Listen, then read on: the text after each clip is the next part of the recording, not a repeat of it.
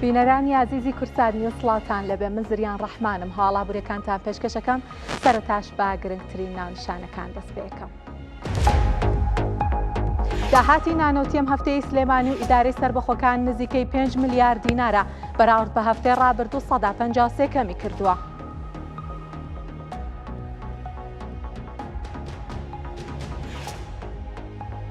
چاندنی برنجی کوردی بە شێوەی شەتڵ لە دەشتی بێتوێن دەستی پێکردووە. لە هەڵەبجە و شارە زوریش وەرزی هەڵگرتنەوەی بەرهەمی پەتاتێ و زیاتر لە 1000 هەلیکاری بۆ گەنجانی هەڵەبجە ڕخساندووە. وەزیری وزەی تورکیا دەڵێت لە ڕۆژانی داهاتوودا گرێبەستێکی 1 ساڵە لەگەڵ عێراق ئیمزاکەن بۆ هەناردەی نەوتی عێراق بۆ تورکیا. گرێبەستەکەی پێشوو لە 27 تەمووز کۆتایی دێت.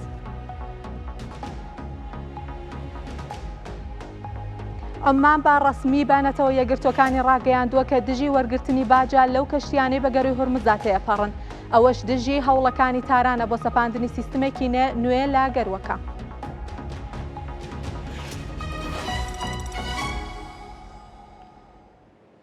دووبارە سڵاوتان لێبێ. داهاتی نانەوتی ئەم هەفتەی سلێمانی و ئیدارە سەربەخۆکان زیاتر لە 4 ملیار و 995 ملیۆن دینارە بەراورد بە هەفتەی ڕابردوو کەمی کردووە. ماڵپەڕی شەفافیت بۆ چاودێریکردن و ڕێکخستنی داهاتە نانۆتیەکانی پارێزگای سلێمانی و هەڵەبجە و ئیدارە سەربەخۆکانی گەرمیان و ڕاپەڕین داهاتی ئەم هەفتەی تەموزی بڵاو کردووەتەوە کە بڕی 4 ملیار و 995 ملیۆن و 930 هزار دینارە.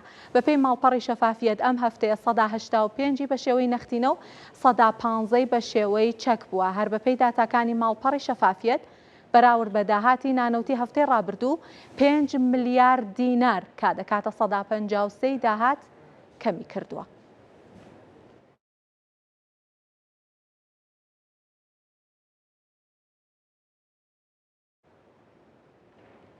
گرانبوونی نرخی بنزین بارگرانی بۆ شۆفێران دروست کردووە. بۆ هۆیشەوە شۆفێران لە سلێمانی نزیکەی 1 سەعات نۆرە ئەگرن بۆ ئەوەی بنزینی نۆرماڵی حکومی بە نرخی پاڵپشتیکراو بە 750 دینار وەربگرن. شۆفێرانی تاکسی باس لەوەکەن کە ئیش و کاریان کەس بووە کارەکەیان بەشی بژێویان ناکات و گرانبوونی بنزینیش بارگرانی زیاتری بۆ دروست کردوون. والله 25 دقیقه بێ بۆ ئێمە دەری نایانێ و بنزینەیتر گرانە 1050 دینار دەری نایانێ بۆ ئێمە نەوەڵات چونکە داخلێکار وەکو جارانە خۆی هیچ زیان ناکە بۆ ئێمە. والله دەبێ بڵین باشە هیچ یعنی بۆ شێوەی نییە ناتوانانی زۆر تەبدی داگیرسێنی قەدرێکی باش لێ دەگەن حکوومەتی هەرێم بەڕاستی ئیشێکی زۆر خراپ دەکەن. کاکە نەفەر 2000 2000 چییە؟ بەشی هیچ ناکە. یعنی حسابی بنزین و تایە بانسکەی هیچ تۆ نامێنێتەوە. نرخی بنزین لە هەرێمی کوردستان دایما ناڕزایەتی هاوڵاتیانی بەدواوەیە لەبەرەوەی کە جگەلەوەی کە بەراورد بەوەی کە لە بەغا هەیە نرخەکەی بەرزترە لە هەرێمی کوردستان زۆریش بەرزترە بێسەرەوبەرەیەکیش لە نرخەکان هەیە لەم پارێزگا بە پارێزگایەکی تر واتە هەر سێ جۆرەکە جگە لە بنزینی حکومی کە ئەوە هەر دەست ناکەوێت باسی کواڵیتیەکەشی هەر ناکەین. بەڵام سێ جۆرەکەی تریش لە پارێزگایەک بۆ پارێزگایەکی تر لە پارێزگاکانیش لە بنزینخانەیەک بۆ بنزینخانەیەکی تر جیاوازاوە. ئەمە دایمە گلەی و گازندەی هاوڵاتیانی بەدواوەیە ینی سەیرە کە بۆچی ئەکرێت لە سێ پارێزگای جیاواز ڕێخستنەوەی نرخی بنزین ئەوەندە قورس بێ. ئەمە جگەلەوەی کەوتم نرخەکەشی هەر سێ جۆرەکەی تریش بەراورد بە بەغا زۆر بەرزترە. بەڵام لە هەولێر بابەتێکی تر کە قسەی لەسەراوە ناڕزایەتی هاوڵاتیانی لێکەوتوتەوەیە کە بۆ ئەوەی کە هاوڵاتیان نۆرەی بنزینی حکومی بگرن بلۆکدا ئەنێن لە سەرەکانە بۆ ئەوەی کە جێگەکەیان نەگیرێت و ئەڵێ ئەمە مەترسی بۆ شۆفێران بۆ هاوڵاتیان دروست کردووە ئاستەنگی گەورەی بۆ دروست کردوون. لەم بارەیەوە ئەم لایەنەی ئێمە ئەمانەیە قسەی لەسەر بکەین. ئەمێ بچمە لای پەیامنێرمان ڕامان مستەفا لە هەولێرەوە لەگەڵمانە. ڕامان سڵاوت لێبێ پێمان بڵێ باسی ئەم لایەنە نوێیەمان بۆ بکە کە هاوڵاتیان بلۆکدانن شتی تردانن بۆی سەرەکەیان نەفۆتێوەکو تۆ باست لێوە کرد دەڵێ مەترسی دروستەکە وردەکاری زیاترمان بەرێ. بەڵێ زریان سڵاو لە تۆش بێ خۆشت ئاماژەت بە دۆخی سوتەمەنیدا بە شێوەیەکی گشتی ئەوەی کە هەیە ئەم ساڵ لە دوای گرژێ سەربازیەکانی ناوچەکە بە شێوەیەکی گشتی نرخی سوتەمەنی بەرز بەوە لە ناویشیاندا بنزین بە تایبەت لەم مانگەدا کە پلەکانی گەرماش بەرز بوونەتەوە بە شێوەیەکی بەرچاو جیاوازەکەی زۆر هەست بێکرێ لەگەڵ پارێزگاکانی دیکەی خواروی عێراق و لە شوێنێک بۆ شوێنێکی تریش لە ناو سنتەری شاری هەولێریان لە ناو هەرێمی کوردستانیش گۆڕانکاری هەیە بۆ نمونە لە سلێمانی و لە هەولێر جیاوازێک ئەبێندرێ بە شێوەیەکی ڕێژەیی جا ئەمە کاریگەری زۆر دروست کردووە خواستیش لەسەر بنزین زۆرە بە تایبەت لە وەرزی هاویناندا ساڵانە زیاتر بەهۆی چەند با بڵین بابەتێکەوە پشووی فەرمی خوێندکاران نەبوونی دەوام سوزانم بەشێک لە گەشت و سەیران و ئەوانە کە لە وەرزی هاوین زیادەکە ئەمە هۆکارێکە بۆ ئەوی کە بنزین خواستی زیاتر لەسەر بێت جا ئەمە وای کردووە کە نرخی بنزینیش گرانە لە هەمان کات داوای کردووە کە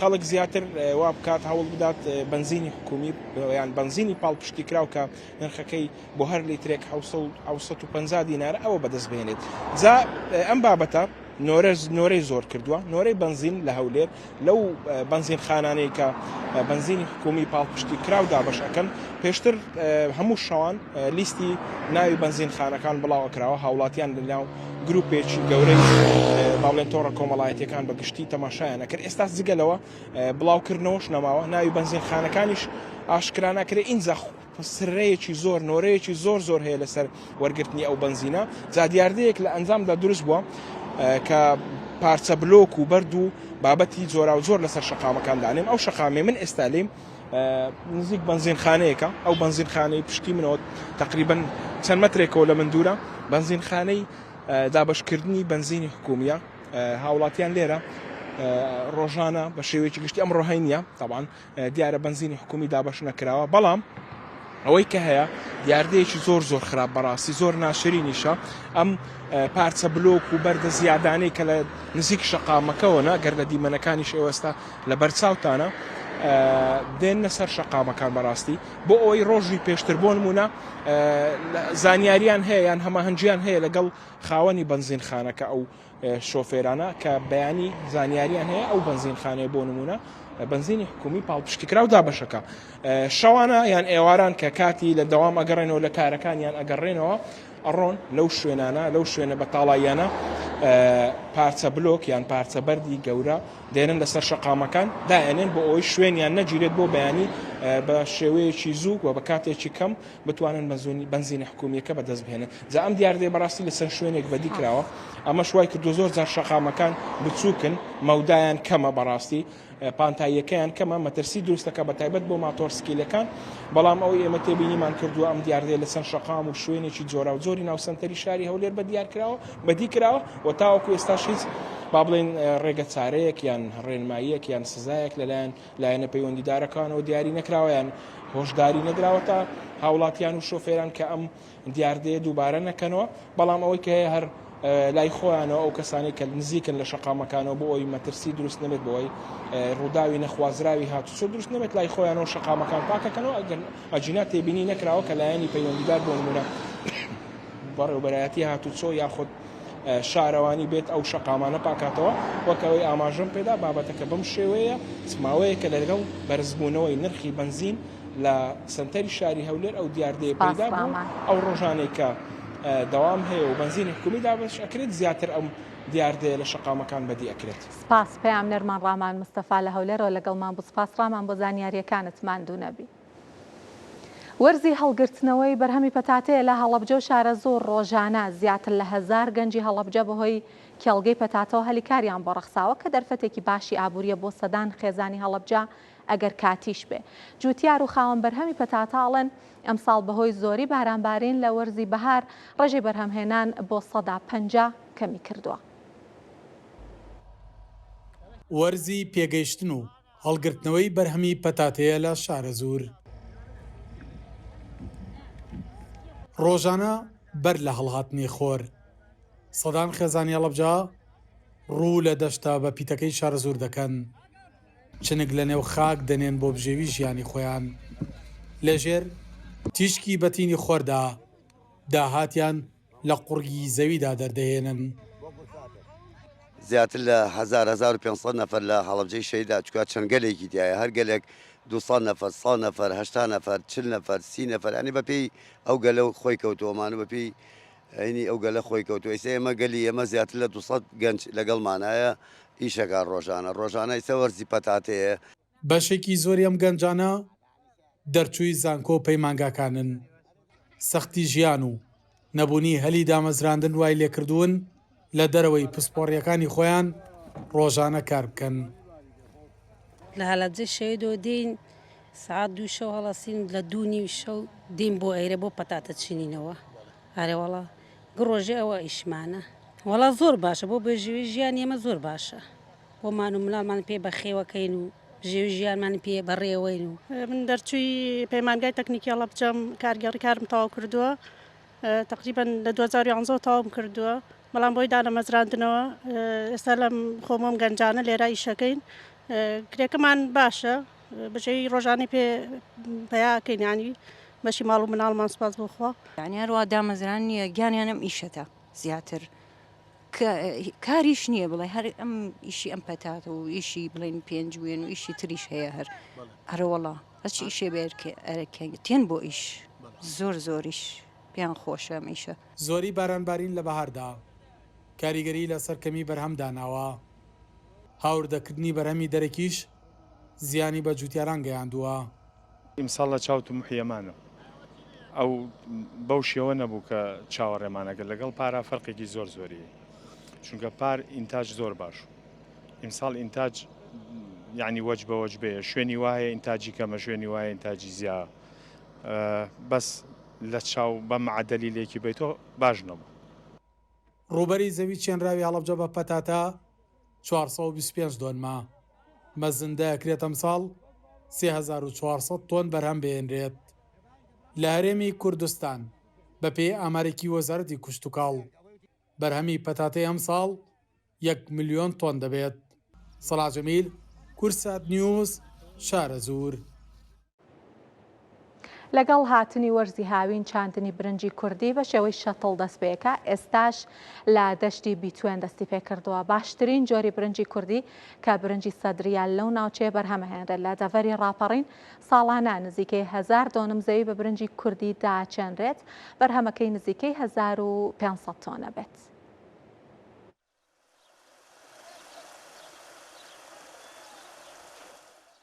لەگەڵ هاتنی گەرما و سەرەتای وەرزی هاوین چاندنی برنجی کوردی بە شێوەی شەتڵ دەست پێ دەکات.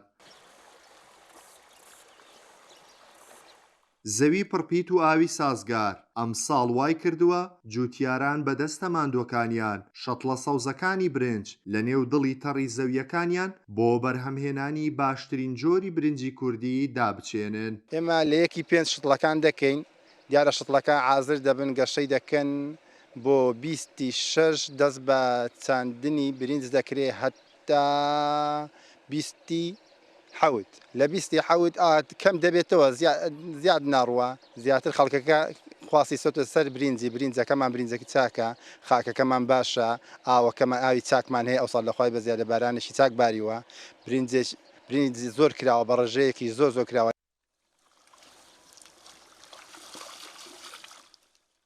برنجی سەدری کە باشترین جۆری برنجی کوردیە بە ئاسانی ئاوێتەی ئاو و خاکی ناوچەکە دەبێت بەهۆی بڕشتی باش و زۆری بەرهەمەکەی ئەم ساڵ زۆربەی زەویە کشتتوکاڵیە داچێنراوەکانی بۆ خۆی داگیر کردووە. ئێمە ساڵانە زەویەکانمان دادەچێن بە باربوومی برنجی سەدری. برنجی سەدریش بەربوومێکی باشی هەیە بڕشتی باشی هەیە و لە بازاڕشدا خواستی زۆرە.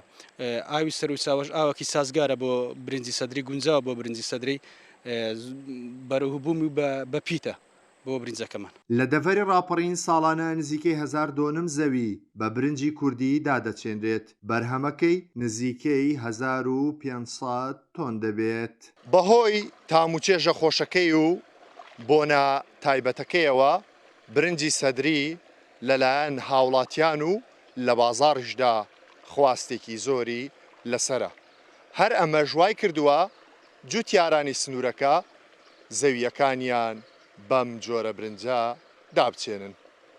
خالید ئەحمەد، کورسات نیوز، دەشتی بیتوێن. دواکەوتنی موچە کاریگەری کردوتە سەر جوڵەی بازار لە هەولێر. کاسبکارانی بازاڕی گەورەی هەولێر باس لەوە ئەکەن کە بە تەواوەتی بازاڕیان کەس بووە هەر نەماوە. ئەشڵەن خەڵک لە ناچاریە تەنها خواردنەکڕن و پێداویستیەکانی تریان وەلاناوە. والله خەڵک ئێستا شای یەقل ناکرێت، ئەشای ناکری بێپارەیە، هەردەوی دەکەوێت دەرێ پارە نییە، هیواداری معاشەکە بێ. ئێستا معاش بێ ئەشایەکەمە سەرفتر دەبیت باشتر دەبیت، بەسکە پارە نەبی کابراش لە شای ناکرێت لێرە نییە بەس خواردن زیاتر هەموو ڕوو لە خواردن مش دەکات. ناچاریە مەجبوریە دەبی بخۆین بەیاندە دەبی هەر شتێک بخۆین، هەرچێ دەرێ پارە نییە، ڕاستە پارە نییە، هیوادارە معاشەکە بدرێت. لە دەکرێت ئەهەم شۆشتر لە بازارە پێیا دەبی خۆشتر دەبێت. خەڵک ئەها زەوقی دەستەوە بەرێ زەوق ئەستا چێ دەبینی زەوقی نییە، هەموو دڵیان مردیان. لە هەولێر کاسبکاران و هاوڵاتیان ئومێدیان هەیە کە جێبەجێکردنی سیستمی ئەسیکۆدا نرخی کاڵا و خواردندا ببەزێنێت. مامۆستایەکی زانکۆ ئەڵێت پێویستە چاودێری توندی بازرگانەکان بکرێت کە دۆلار بە نرخی بانکی ناوەندی وەرەگرن.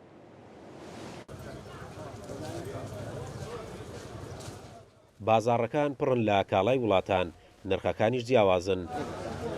هاوڵاتیان و کاسبکاران لە هەولێر ئومێدیان هەیە لەگەڵ جێبەجێکردنی سیستەمی ئەسیکۆدا نرخەکان دابەزین بە خۆیانەوە ببینێتن و باجی سەر هاوردەکردنی کاڵاکانیش کەم بکرێتەوە.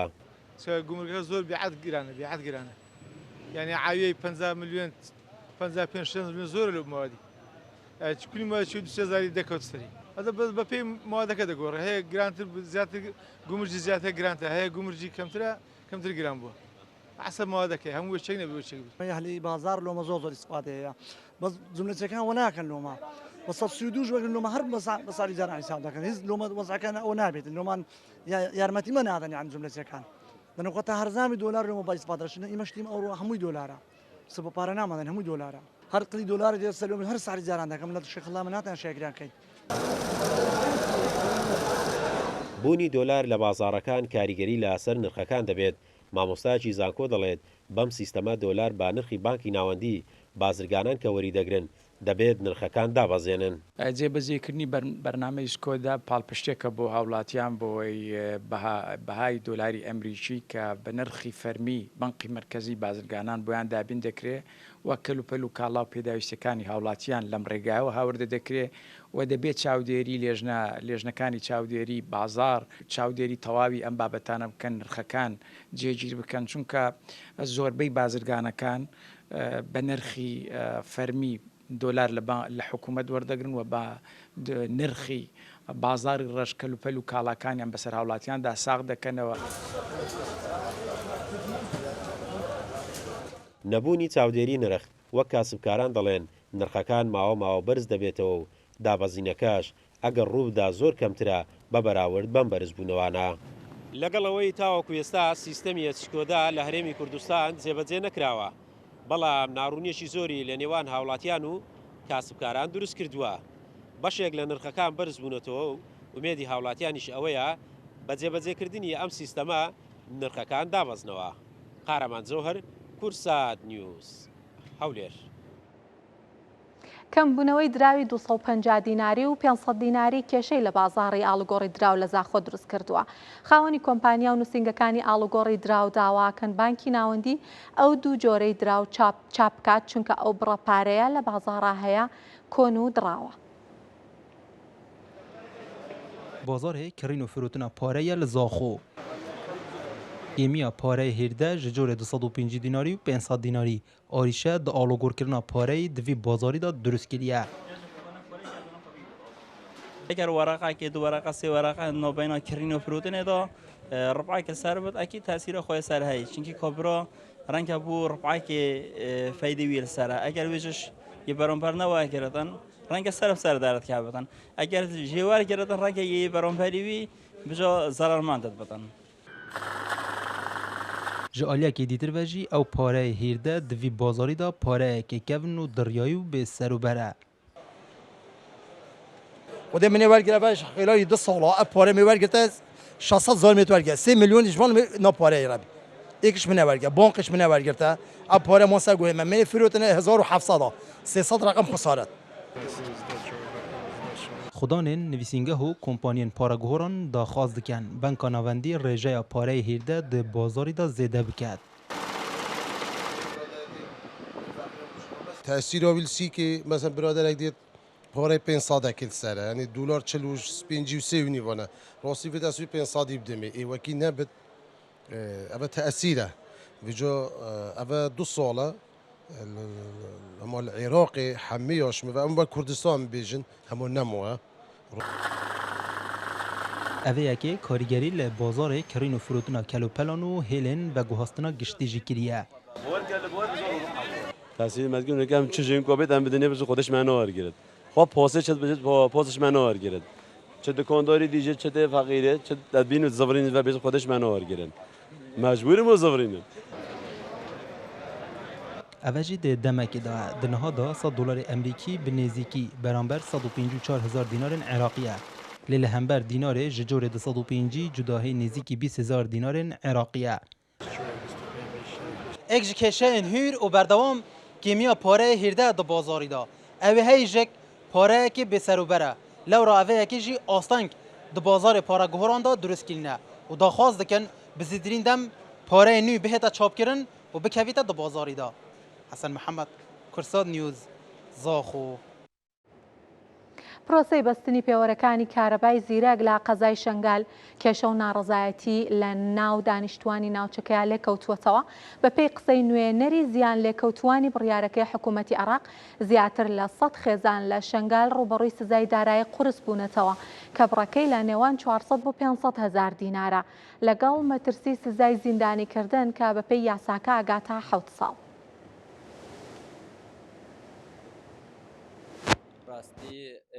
بري تقريبا 15 روجا هاتن مستمسكات تشتما برن البيرا دور اسبوع قده روجا تلفونا ما قرن دايره كهرباء قورنا باما قرام سر ودركته وحبس السجن محكمه يجي تدهيا ام چون براسيات انا هچ معلومات قاعد درست ندانم او جنزان اليات شغل چابري بچيا فوجا ام چون قو محكمه هيا بيش نافش شنقال دركتنا رقي غرامه تقريبا 9 مليون تا 400,000 الفي حدوديه اش غير ويك يجي ام 25 قال لك ما موظف يعني هكا حبس ذهبي انا كش ما وظيفه خوش دزدنا وبراسي ما تشي او نكره يعني موظفي حكو دايره كاربيها تباما مستمسكات برن فقط من ميزانيه شوراينن معلومات الدرس انا موي موظفي كهرباء بلاصتي هذه جهات معني تداخل ببن كما بآليات هاتنا كما وها هجوم مواطنة كرنا كما انذارنا دانا مواطنة كما وان بخواد وايري مشدان وان بخواد عامد شمراني او اني يكات انها قال ميزانية نكره مديرة كهرباء تنها نك اعلان نكره قال انه لازم ميزانية شدان دي وياك خلق شنغالي شدان دي نينا وزان تنها نيفي خلق شنغال بنقر هيا مالت خو هناك المالي خلقي دانا هناك بايجارنا افيد وهانك جي هم كافنا معارضي ايفان مشكلة قانوني ده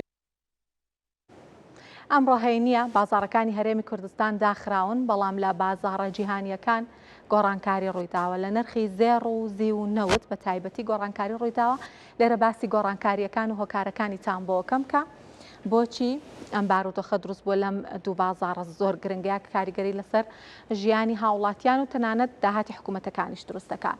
بازارەکانی هەرێمی کوردستان و کەوتمەم ڕۆهێنیە داخراون بەڵام بەم نرخانە داخراون $100 بە 154,250 دینار 100 پاوند بە 201,000 دینار 100 یۆرۆ بە 174,000 دینار هەروەها $100 بە 18,180,000 تمەن و 100 لیرەی تورکیش بە 3,287 دینار لە بازارەکانی هەرێمی کوردستان مامەڵەی پێوەکرا. با بچینە لای زێر وەکوتم ئەمڕۆ زێر گۆڕانکاری بەسەر هاتووە هۆکاری گۆڕانکاریەکە چیە؟ ئەمڕۆ کە زێر هەندێک دابەزینی بەخۆیەوە بینی ئۆنسەیەکی گەیشتە $4,100 هۆکارەکەیەوەیە کە مامەڵەکاران و بەرهێنەران چاوەڕێی ئەم بارودۆخاکەن کە لە ڕۆژهەڵاتی ناوەڕاست دروست بووە چاوەڕێی ئەم گۆڕانکاریە ژێۆپۆلیتیکیاناکەن بزانن چی بەسەردێ بەرەو چه ئاراستەیە گەڕوا هەتاوەکو ئێستاش لای هیچ کەسێک ڕوون نییە چی ئەبێت لەلایەکەوە ئەم بە ئامانجگرتنە توندەی ئەمریکامان بینی 2 ڕۆژ پێش ئێستا کە بەندەرەکانی باشووری ئێرانی کردە ئامانج و تەنانەت لە چابەهار کارەبا بڕا، ژێرخانی کارەبا کرایە ئامانج، ژێرخانی هێڵی شەمەندەفەر کرایە ئامانج.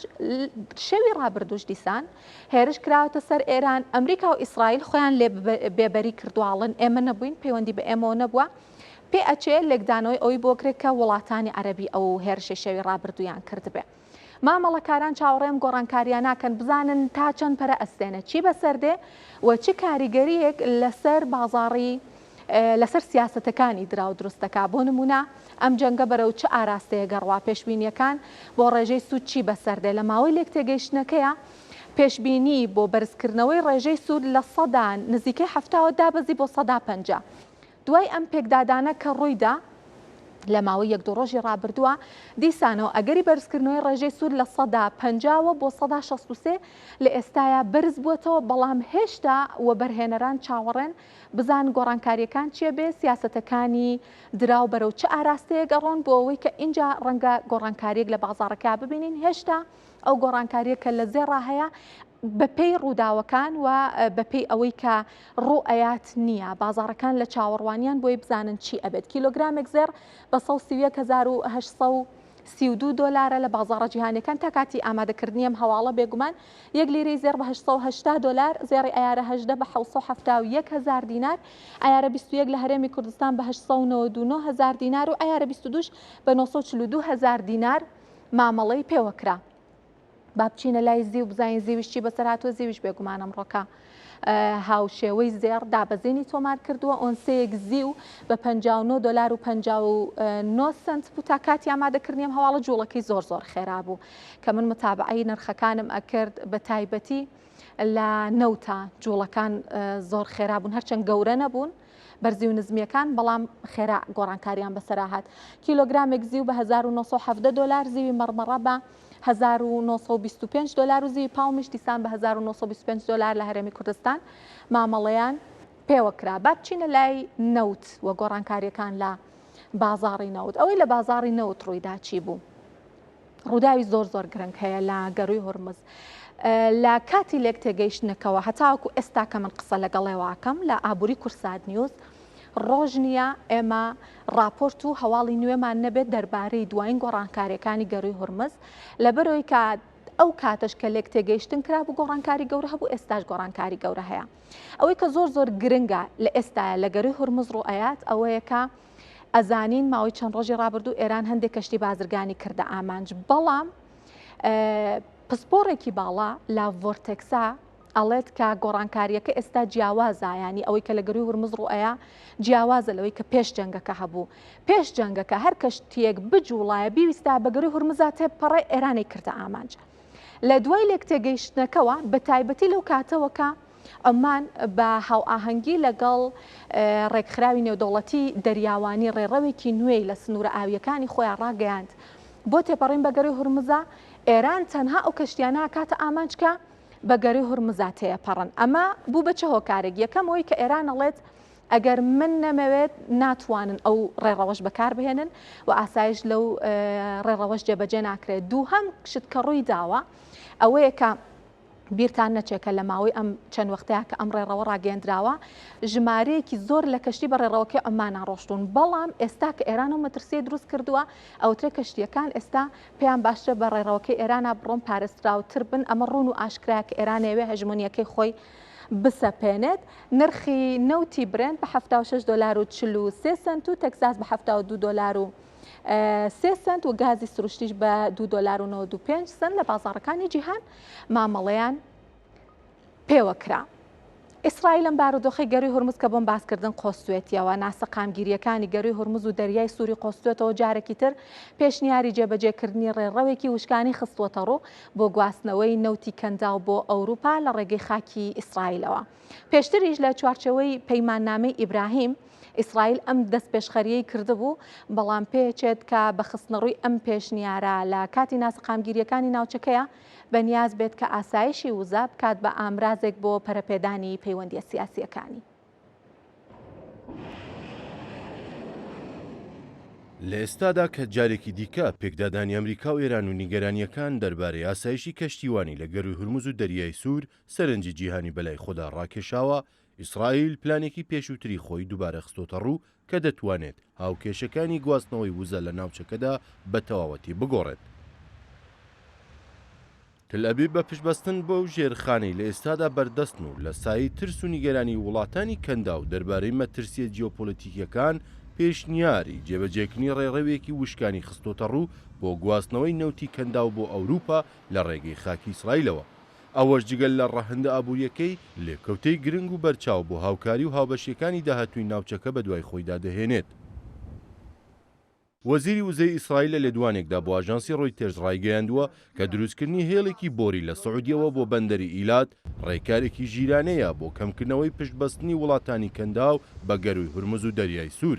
و تووشێتی ئەو پرۆژەیە هەناردەی نەوت لە مەترسیەکانی ئێران و حوسیەکانی یەمەن دەرباز دەکات و ئاسایشی هەناردەی وزە بەرز دەکاتەوە. بە گوێرەی ئەم پێشنیازەی ئیسرائیل هێڵێکی بۆری 700 کیلۆمەتری نەوتی سعودیا دەگەێنێتە کەناراوەکانی بەندەری ئیلات و دواتر لە ڕێگای هێڵی بۆری ئیلات ئەشکلۆن کە هەر ئێستا بەردەستە و لە کاردایە نەوتەکە دەگاتە کەناراوەکانی دەریای ناوەڕاست و لەوێوە بە نەوت هەڵگر بۆ وڵاتانی ئەوروپا ڕەوانە دەکرێت. ئەم پرۆژەیە لە ساڵی 1960ەوە دروستکراوە و پێش شۆڕشی ئیسلامیش بەشێک لە نەوتێران لەو ڕێگەیەوە بۆ ئەوروپا هەناردە دەکرا. ئیسرائیل هیواخوازە ناسەقامگیریەکانی ڕێڕەوەکانی وزە وەک هەلێک بقۆزێتەوە و پێگەکەی وەک ناوەندێکی نوێی وزە لە ناوچەکەدا جێگیر بکات. میدیاکانی ئیسرائیل وەک هەلێکی مێژووی بۆ بەرزکردنەوەی داهاتی ترانزیتی و بەرزکردنەوەی ڕۆڵی جیۆپۆلیتیکی وڵات باس لەم دەست پێشخەریە دەکەن. بەڵام ڕەخنەگران پێیان وایە نەبوونی پەیوەندی ڕسمی لە نێوان ئیسرائیل و سعودیا گەورەترین ئاستەنگی جێبەجێکردنی پرۆژەکەیە.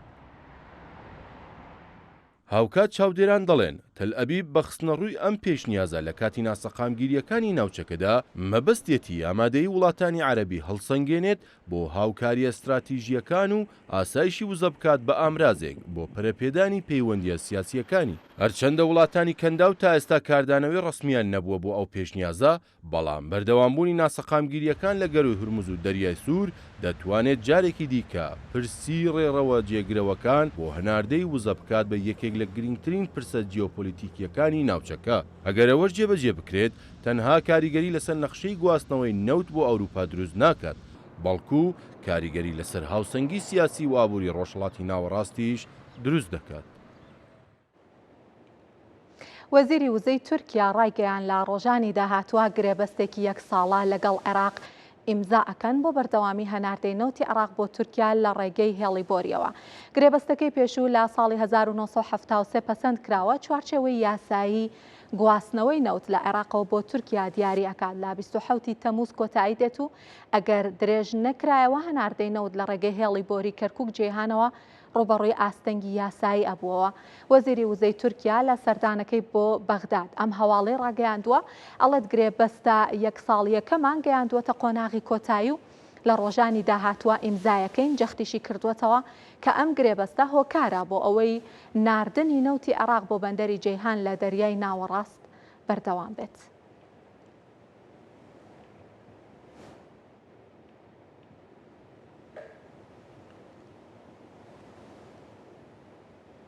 پێشەوەی بچمە لای هەواڵی دواتر ئەمەوێ یەک ڕوونکردنەوەی کورت بەم لەسەر ئەم هێڵی بۆریە و ئەم گرێبەستە کە کراوە تۆڕی هەناردە بێگومان لە کەرکووکەوە بۆ بەندەری جەیهان دوو هێڵی بۆری لە خۆی ئەگرێت. ئەو هێڵەیان کە کۆنترا لەژێر بەڕێوەبردننی حکوومەتی فیدراڵیایە لە شەڕی داعشا زیانی پێگەیشتووە. لقێکی نوێتر بێگومان مۆدرنتریشە کە ئەمە هەرێمی کوردستان دروستی کردووە بۆ ئەوەی کە نەوتەکەی ڕاستەوخۆ هەناردە بکات.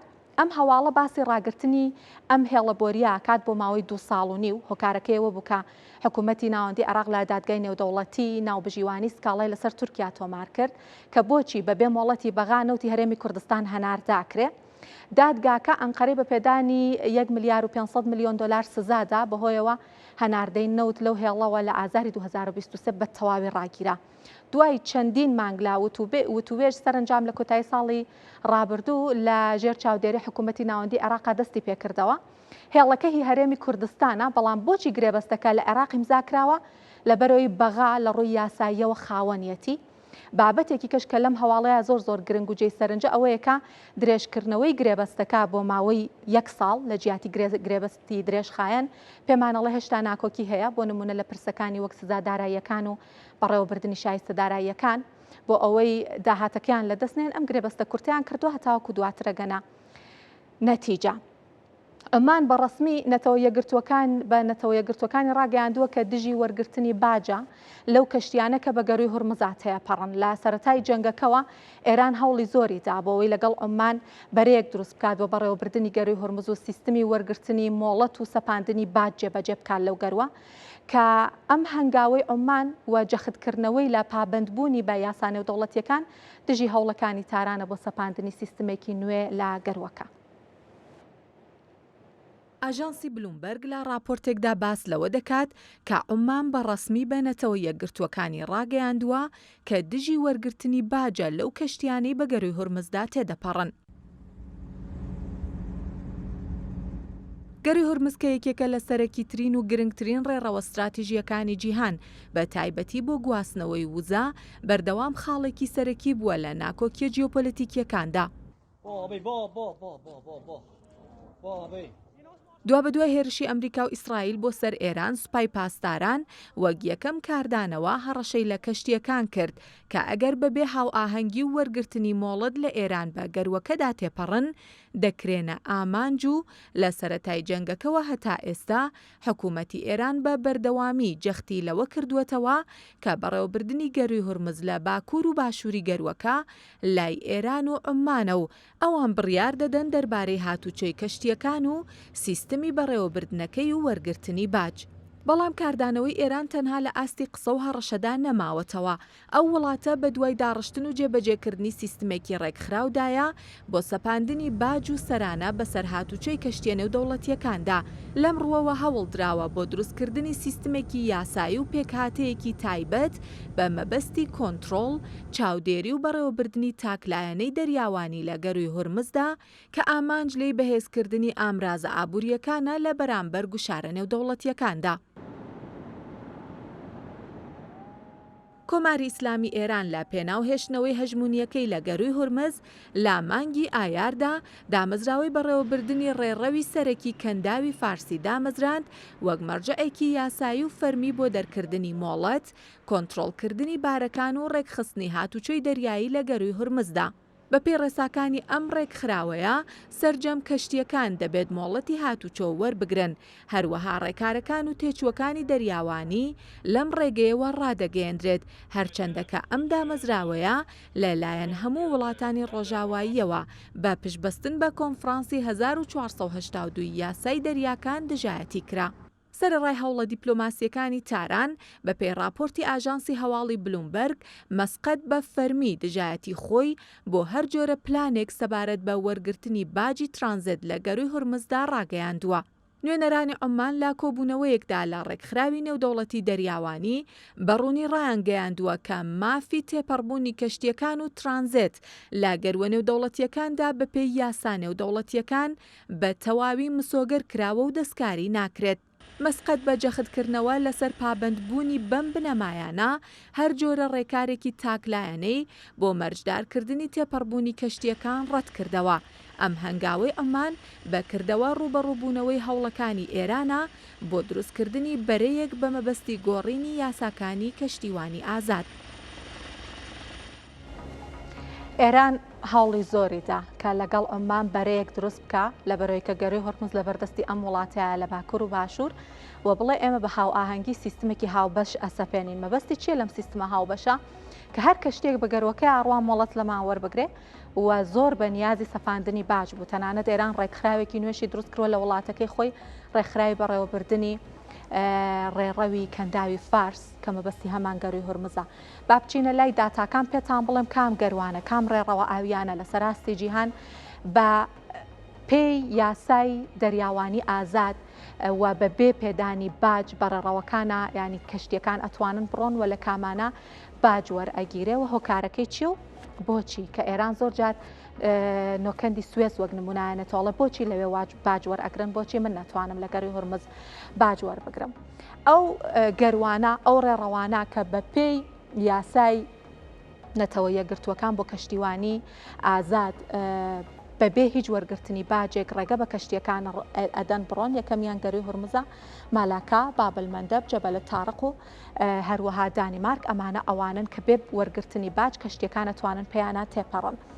بەڵام دوو گەروی تریش هەن کە ئەمانە باج نادەن، ینی کەشتیەکان باج نادەن لەم دوو ڕێڕەوە ئاویە کە ئەم دوو ڕێڕەوە ئاویە بەدەست تورکیاون، بۆسفۆر و هەروەها داردانێڵ، کە ئەم دوو ڕێڕەوە بەپێی کۆنڤانسیۆنی مۆنترۆ کە لە سویسرا ئیمزاکراوە ڕێگە بە تورکیا ئەدا کە چەند ڕێکارێک بگرێتە بەر. یەکەمیان بۆ ڕێنوێنیکردنی کەشتیەکان ئەتوانێت پارەیان لێوەربگرێت بۆ ئەو خزمەت گوزاریانە کە پێیان ئەدات نەک لەبەر ئەوەی بەگەروەکەی ئەڕۆن. دووهەم لە کاتی جەنگە تورکیا بۆی هەیە کە ئەو ڕێڕەوە بە تەواوەتی دابخات و تەنانەت لە کاتێکیشا کە جەنگیش نەبێ ئەتوانێت ڕێڕەوەکە ئەگەر هەست بە مەترسی بکات دابخات. و ڕەنگە ئێران یەکێک لە نمونونەکانی کە چاوی لێ کرد بێم دوو ڕێڕەوە ئاویەیە کە بەدەست تورکیاوەیە. کۆنفرانسی نەتەوە یەکگرتووەکان بۆ یاسای دەریایی کەوتم هەموو ڕێڕەوە ئازادەکان بەپێی ئەو یاسایە ناتوانن باج لە کەشتیەکان و لە نەوت هەڵگرەکان و بار هەڵگرەکان وەربگرن. چەند شتێکی زۆر گرنگ، چەند خاڵێکی زۆر گرنگ دیاری ئەکات، هەڵبەتامە گرنگترینەکانیەتی لەمەش زیاترە. یەکەمیان سنوورە ئاویەکانی وڵاتان هەتاوکو 22 کیلۆمەتر دیاری ئەکات. دووهەم بابەت ناوچەی ئابووری تایبەتی وڵاتان دیاری ئەکات هەتاوکو 200 مایڵی ئاوی، واتە هەتاوەکو ئەو مەودایە وڵاتان ئەتوانن سوودی ئابووری لە ئاوەکان وەربگرن لە ڕووی ماسی گرتن و خۆراکە ئاویەکان و لە ڕووی نەوت و لە ڕووی غازەوە کە ئەمە هەر وەکوتم لەم کۆنفرانسا بەپێی ئەم پەیماننامەیە دیاری کراوە. مافی تێپەڕبوونی سەلامەتی کەشتیەکان مسۆگەر ئەکات وڵێ هەموو کەشتێک ئەتوانێت لە ڕێڕەوە ئازادەکانە بە سەلامەت بەبێ ئەوەی مەترسی لەسەر دروست پێ بڕوە کە گەروی هورمزیش شمولی ئەمە کات. پاراستنی ژینگەی دەریایی بابەتێکە وڵاتان پابند ئەکا بۆی کە ئاوەکان پیس نەکەن، ژینگەی ئاوەکان پیس نەکەن. چارەسەرکردنی ناکۆکیەکانی ژێکێکی تر لە خاڵەکانیەتی کە دادگایەکی دروست کردووە بە ناوی دادگای نێودەوڵەتی بۆ چارەسەری کێشە دەریاییەکان و ئەگەر ناکۆکیەک دروست بێ لەسەر سنوورە ئاویەکان بە دوواداچوونی بۆکات. سیستمی وەرگرتنی باج وەکوتم لە چەند ڕێڕەوێکی ئاوی هەیە. یەکیان لەوانە نۆکەندی سوێزە بە پێی یاسای مسر بێگومان ئەم یاسایی دیاری کردووە کە پارە وەربگرێ بۆچی باج وەرەگرێ لەبەرەوەی کە ئەمە ڕێڕەوێکی سروشتی نییە کە خۆی بە سروشتی هەبێت. ئەمە لەلایەن ئەو وڵاتەوە دروست کراوە و پێویستی بە نۆژەنکردنەوەی پێویستی بە ئاگاداربوونە و خزمەت گوزاری ئەیان لەوێ و پارەی کە وەریەگرێ زۆرتر پارەی خزمەت گوزاریە کە لەم نۆکەندە کە ساڵی 1869 دروست کراوە 193 کیلۆمەترە و ساڵانە 20 بۆ 27 هزار کەشتی پیایە ئەڕوا بە جیاوازی. بۆ نمونە لە بار هەڵگرە گەورەکان لە 300 بۆ 700 هزار دلار پارە وەرئەگیرێ کە بەم نۆکەندەیە تێئەپەڕن. لە نەوت هەڵگرە زەبەلەحەکان هەتاوەکو 1 ملیۆن دلاریش پارە وەرئەگیرێت. داهاتەکەی ساڵی 2023 9 ملیار و 400 ملیۆن دلار بووە. ساڵی 2024 بەهۆی هێرشی حوسیەکانەوە بەهۆی مەترسی حوسیەکانەوە 160 داهاتەکەی دابەزی. ساڵی 2025 هەرچەند هەندێک بوژایەوە بەڵام هەر نەگەیشتە ئاستی پێش مەترسی حوسیەکان هەر هەموو ڕێڕەوێک وایە. ئێستا ڕەنگە هورمزیش ئەوەی بەسەر بێت لە دوای مەترسیانەکە لەسەر هورمز دروست بوو ئەگەر بچینە لای داتاکانی تری شاوکات لە دوای مەترسیانەکە لەسەر هورمز دروست بوو بۆ نمونە سعودیا ڕێگەی جێگرەوەی دۆزیەوە، ئیمارات ڕێگەی جێگرەوەی دۆزیەوە. پێ ناچێت کە قەت هورمز بگەڕێتەوە بۆ ئەو پێگەکە هەی بووە هەرچەند هێشتا هەر گرنگە بەڵام وڵاتانی تر مشورێک لە خۆیانە خۆن کە جێگرەوەیەک بۆ خۆیان بدۆزنەوە. پەنەمایەکێکی تر لەو ڕێڕەوانەیە کە پارە وەرئەگرێت درێژەکەی 82 کیلۆمەترە ژمارە و کەشتیانە پیای ئەڕۆن 300 هزارن و داهاتەکەی ساڵی 2025 5 ملیار و 700 ملیۆن دلار بووە. و شوێنێکی تر کە پێوترێ کیل بەپێی یاساکانی ئەڵمانیا ئەمە پارە وەرناگرێوەکو پارە وەرگرتن و ئەوەی کە وەریشی ئەگرێت نابێ بەداهات سەرفی ئەکاتەوە لە خزمەت گوزاری ڕێڕەوەکە زیاتر پارەی تیا سەرفەکرێەوە بەرهێنانی تیاکرێت کە ساڵی 2025 246 ملیۆن یۆرۆوە بەرهێنانی تیاکراوە و ساڵانە 24 هزار کەشتی بەم ڕێڕەوەشە ئەڕۆن کەوتم یەکێکی ترە لەو ڕێڕەوانە کە بە پێی یاسای ئەڵمانیا پارە وەرەگرێت و پابەند نییە بە یاسای کەشتیوانی ئازادەوە. ئەمە کۆتا زانیاریەکانمان بوو لەم بارەیەوە بەڵام بابەتێکی تر کە هەمانە بێگومان پێم باشە قسەی لەسەر بکەین بابەتی ڕۆشتنی کەشتیەکانە لە گەروی هورمزەوە لە ماوەی ئەم چەند ڕۆژەیە کە ئەم ناسەقامگیریانە لە گەروی هورمز هەبوو هێشتا کەشتیەکان پێیدا ئەڕۆشتن داتاکانی بە دوواداچوونی کەشتیەکان دەری ئەخات کە لەم ڕۆژانەی دوای یا ژمارەیە کەشتی کە هەڵگری غازی سروشتی بوون لە گەروی هورمزەوە دەستیان بە هاتوچۆ کردووە تۆکیۆش ڕایگەیاندووە کە سەرڕای بەریەکەوتنە نوێیەکان لە گەروی هورمز لە ڕۆژی سێشەمەوە واتە لە 7 بۆ 9 تەمووز 22 کەشتی کە پەیوەندیان بە ژاپۆنەوە هەیە لەوانە 6 نەوت هەڵگری گەورە بە گەروی هورمزا تێپەڕیون و لە کەنداو چوونە دەرەوە تەنها 4 کەشتیان لە کەنداو ماوەتەوە واتە ژمارەی ئەو کەشتی ژاپۆنیانی لە گەروی هورمز گیریان خواردبوو لە 45 کەشتی بە 1100 کارمەندەوە دەرباز بوون و 4 کەشتی بە نزیکەی 100 کارمەندەوە لەوێ ماونەتەوە بە گوێرەی داتاکانی کەیپلەر و LSAG لانی کەم 5 کەشتی هەڵگری غازی سروشتی شل لەم ڕۆژانەی دواییە بە گەروی هورمزا تێپەڕێون شیکارێکی باڵای ڤۆرتێکسا شەڵێت جیاوازی ئێستا لەگەڵ سەرەتای جەنگەکە ئەوەیە کە ئێران لە جیاتی هێرشکردنە سەر هەموو کەشتیەکان تەنها ئەو کەشتیانە کاتە ئامانج کارڕێڕەوەکەی عمانەوە ئەڕۆن بۆ هۆیشەوە کەشتیەکان زۆرتر بەڕێڕەوی ئێران ئاڕۆنیان لە کاتی تێپەڕبوون بە گەروی هورمزا سیستمی چاودێریەکەیان ئەکوژێننەوە.